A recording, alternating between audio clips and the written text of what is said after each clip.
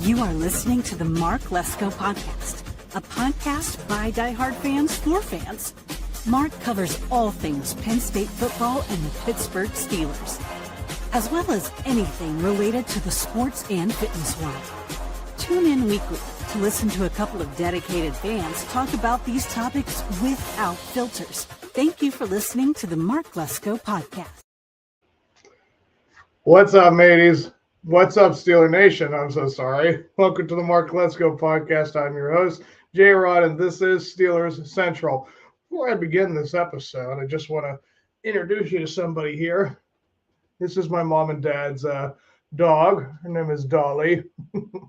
Sweetest little thing on the face of the earth. But she loves attention. So if she barks and you hear someone barking, it's this little one right here. So, you'll be a good girl. All right. So, without further ado, let's just dive right into this, shall we, guys? What a first week. We've seen so many surprises. I mean, the Packers, destroyed the Lions. The Ravens and Bills had the biggest game of the year. We were second so far. The Chargers, took care of the Chiefs. They played a fantastic overall game. And last night's Monday night game was pretty impressive. I think that the Bears and Vikings, it was a stinker for the first half of that game, but it picked up in the second and got interesting, and J.J. McCarthy led the comeback, and they just took care of business. So overall, this has been a fantastic start to the NFL season. And, of course, with us, let's just get this out of the way. All week long, all I heard was, or just these last few days, all I've heard from that game, from the analysts, all the different sports venues, all the different, people that don't like the Steelers came up with the same conclusion. It was a fluke. I thought the Jets weren't supposed to be good. And, I thought the Steelers had a better whatever. And listen, if there is one thing I think the NFL can say, and of course they have said this too, it's remarkable how our score was a fluke, but the Jets really came out and impressed. It's just like the biasm and just the way they just skirt around the whole thing with the Steelers. No, you can't say that the Jets showed up, but it's no, they had a very good game plan. I think we need to understand that the Jets might be the most improved team in all of football. I know that they have some guys down with injury. I know they just lost Vera Tucker to season-long surgery, so he's out. That's a huge part of their offensive line. I get that. But they still have guys like McDonald IV and Sauce Gardner. I know that they have some names on that defense. So they have a new head coach who was the defensive coordinator for the Lions. I think the offensive coordinator is for the head coach for the Bears. I think that's what it is. So they're scheming, and the way they're going to play call, they were prepared to show it off. And again, Justin Fields is no schlub. We have proven that as an organization ourselves first, but we decided not to take advantage of that. And a team like the Jets, they need some guy like that. So, it kind of worked out for everybody. I know if we hadn't acquired Rodgers, we would be in a huge bind, but they absolutely let Justin Fields spread his wings and find another team, and they welcomed him with open arms. And this combination between Breece Hall and him, this is going to be a very interesting team to watch for the rest of the season, the Jets. So kudos to that team. They were absolutely ready to face us. It was absolutely one of the more entertaining games of the first week. So with that being said, let's move into the first kickoff, shall we, which is the first topic of week 2, being the Pittsburgh Steelers taking on the Seattle Seahawks at home. Now, Seattle's game was very interesting. I know that Sam Darnold and them did not exactly do the most spectacular things with their game. Let me just bring that up to kind of get a feel of what they did. I was saying, my connection breaking up? I just saw the little swirl. Okay, I should be fine. Okay.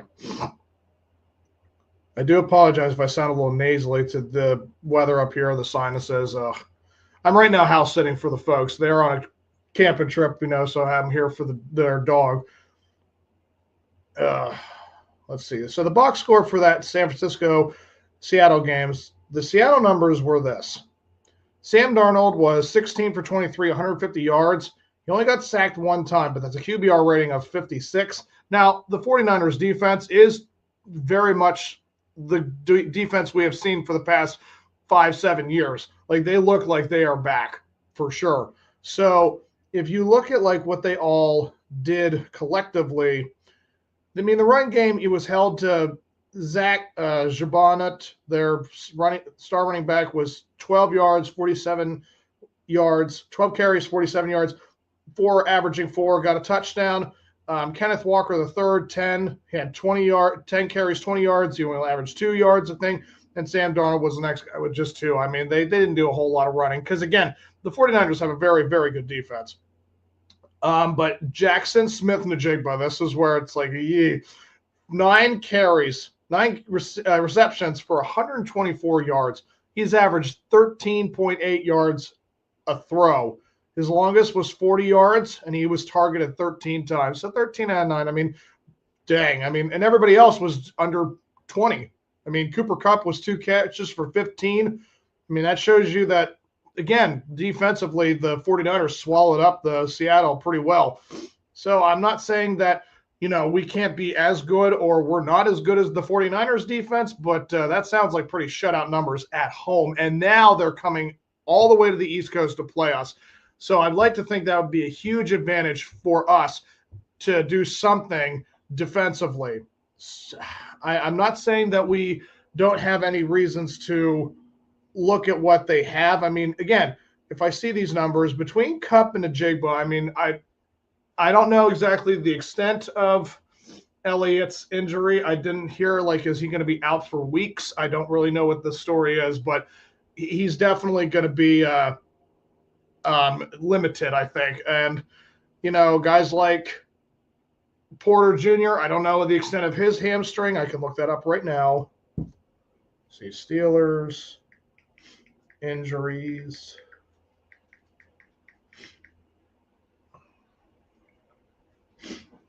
So, let's see. On shootout.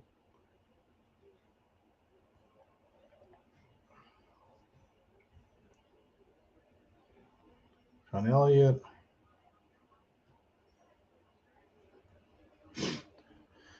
So, Chuck Clark will kind of be the guy for Deshaun. And it looks like Ramsey was more of a factor for Joey. So, I mean, Jalen, again, he showed up for the last quarter for sure, did some great spectacular things, had the moment of the game to end it. And again, they said that Chuck Clark played great. So, I mean, I think that would be substantial enough for Deshaun. So, yeah, it's a good thing they got Chuck Clark back. I heard that they had given him up, and now he's back with them. So, I feel like, that should be kind of the same scenario. I mean, I don't know what kind of a threat Shabanet or Walker III is going to be with the run game. I know they are not Breece Hall, and I know they're not Justin Fields. And Sam Darnold is, now in he's got to be 30 years old. He's got to be close. Let's see what his age is.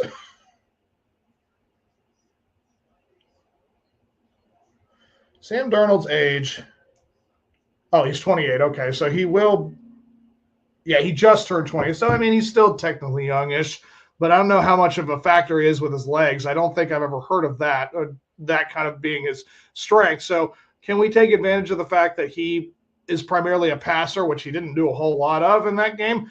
I would like to think this would be a pretty wrapped up game. And I'm not saying that it should be a victory automatically, because, again, I'd like to think that the Seattle defense, I mean, I'll look more deep into this too. If you see the defensive side of this game, what did Seattle do? So Julian Love had 8 solo tackles, 1 sack.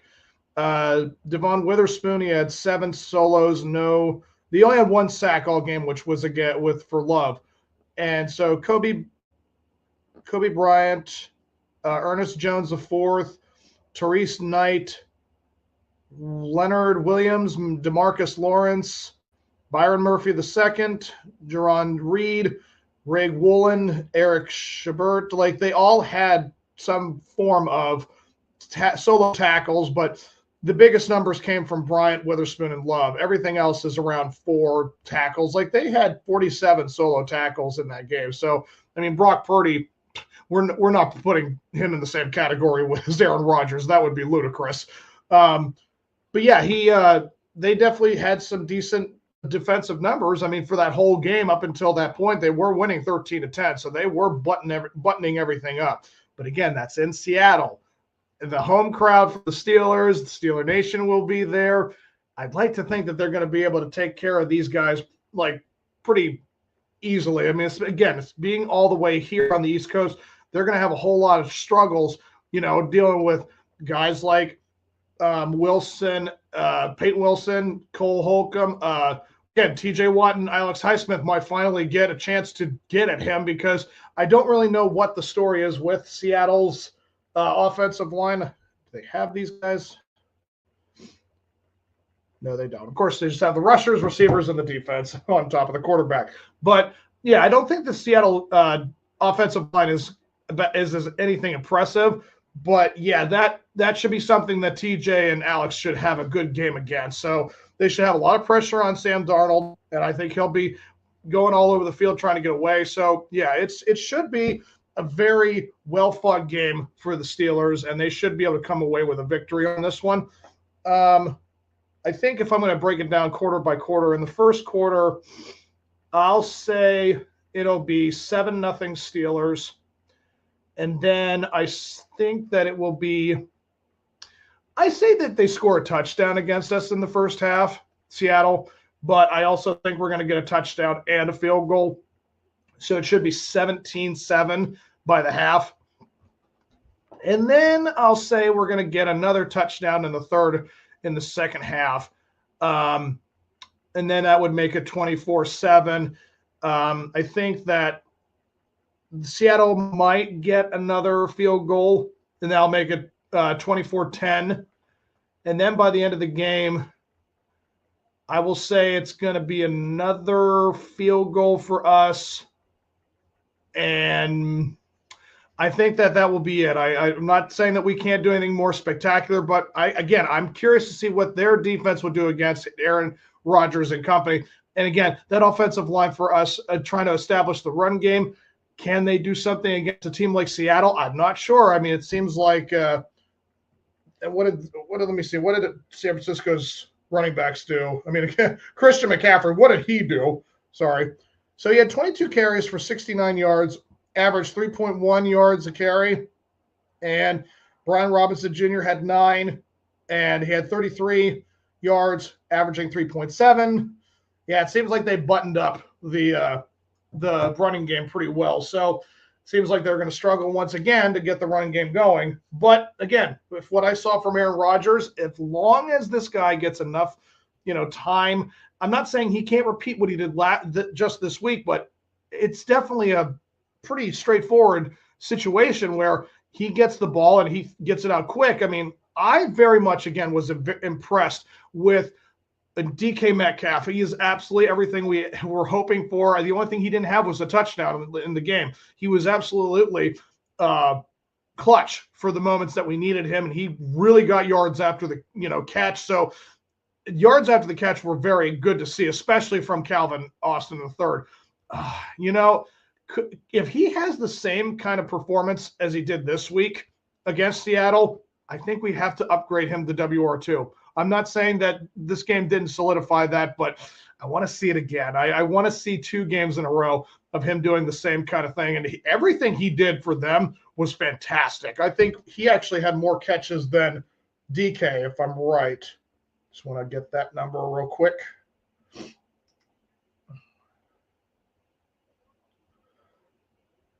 Box score, Steelers. No, he had the same number of catches as Metcalf. But still, I mean, they both had the targets were 7 for DK and 6 for Calvin. And Jonnu had 6 targets, but he only caught 5 for 15 yards. I mean, that one big play at the end zone, that was huge for them. But yeah, that's interesting to see what's going to happen. I'd like to think Pat and Darnell are going to also be included in this game as well. I think they did a great job at opening up the field for the most part against the team. I mean, they did check off a lot of the boxes for my week 1 asks. I mean, I wanted to see DK and Aaron Rodgers connect, so that was the check. I think opening up the middle of the field was a check. And Chris Boswell was my big check. I said I wanted to see if Boswell could still kick, and goodness gracious. Again, I keep praising the dude because he is like my favorite Steeler at this point. I'm not going to lie. I think that he is my favorite Pittsburgh Steeler for the past 3 to 5 years. That man has done so many great things for us, and he just constantly shows up. And it's great to see, and I expect him just to be Boz. So that's another great thing. The only things that were not checked off was – control the run game and have a run game. It's like both sides of the ball with the run game. It's not there yet. And I don't really know if I plan on seeing it anytime soon, because the interesting thing, and I don't know why, I feel like they use Kenneth Gainwell more than Jalen, which it's kind of like, I thought he got the extension. I thought he was supposed to be running back 1, but they didn't use him like 1.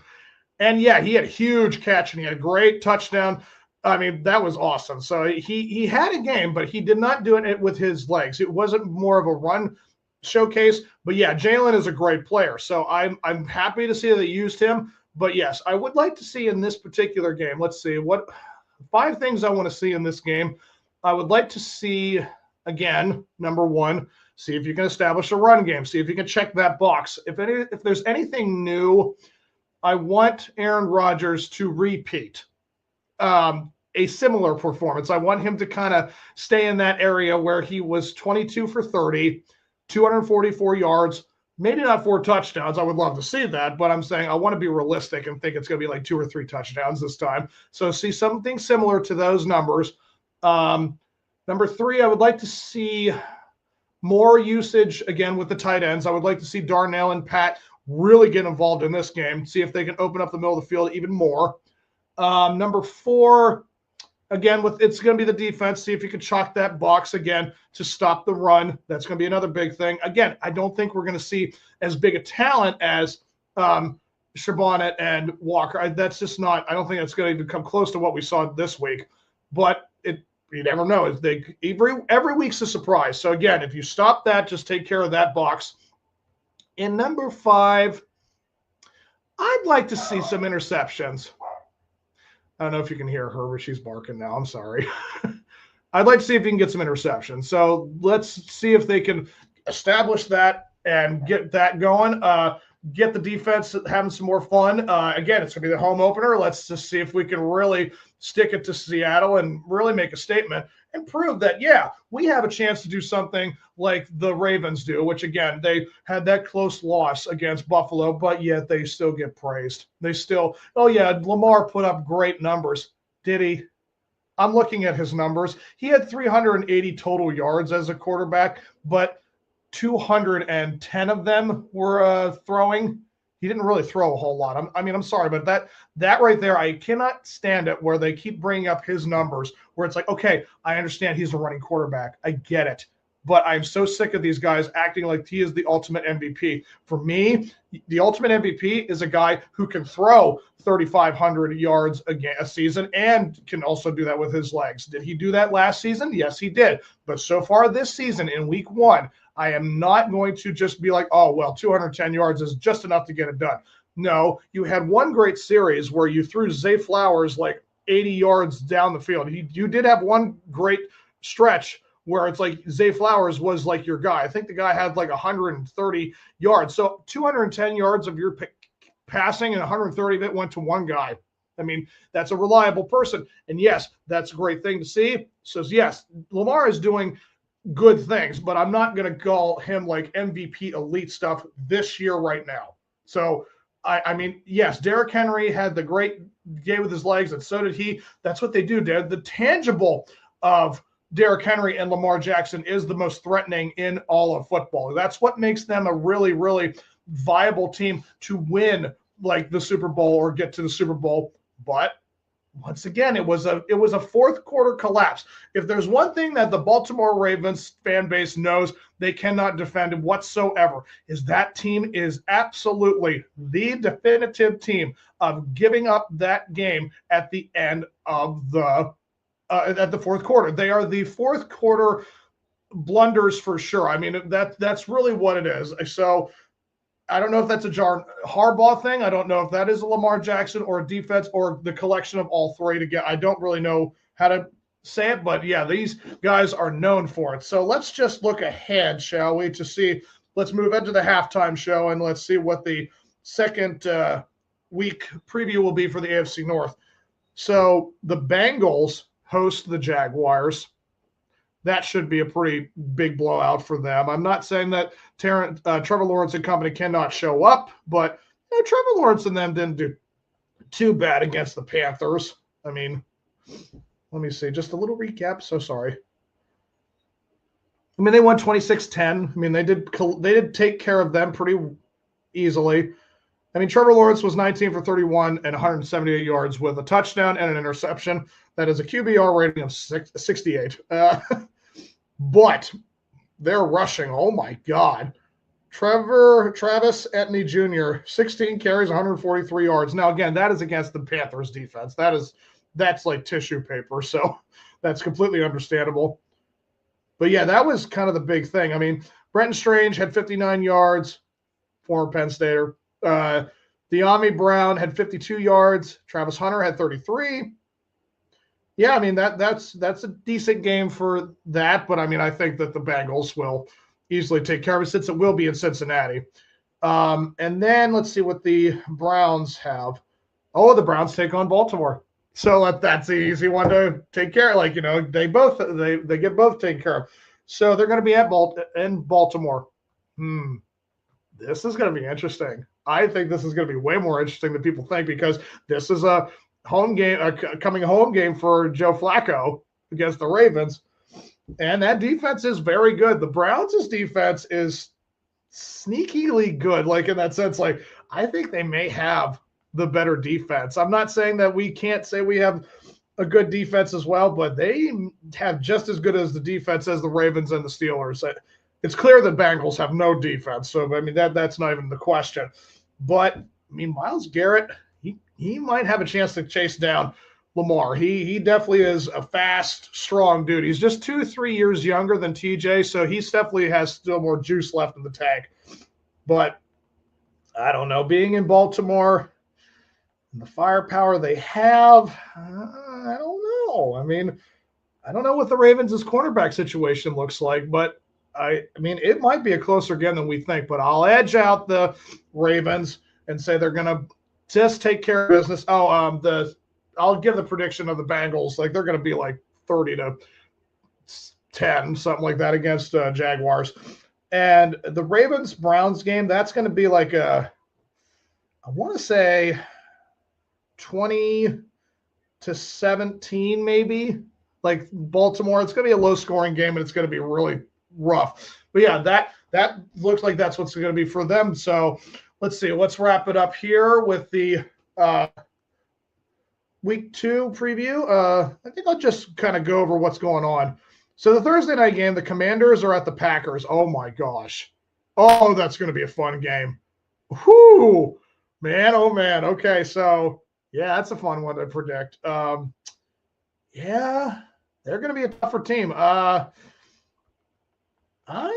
think I'm going to give this to the Commanders. I think it's an upset.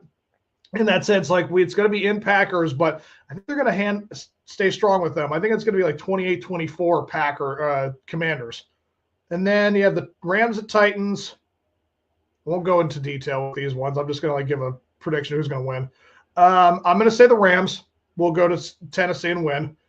Then it's the Bills and Jets. I mean, that's interesting. Again, I'm curious to see how they're going to handle themselves, but it will be in New York. It will be at the Jets. I think it's going to be a close game again, but I do think the Bills edge out again. It's going to be a pretty tough loss again, make it 0-2. But I'm pretty sure once that gets through, I think they're going to have a good chance to go on a run. I do believe this. And then you have the Patriots at Dolphins. I think the Patriots win that game. 49ers at Saints, the 49ers. Giants at Cowboys, I'll go to the Cowboys. The Bears and the Lions. Ugh.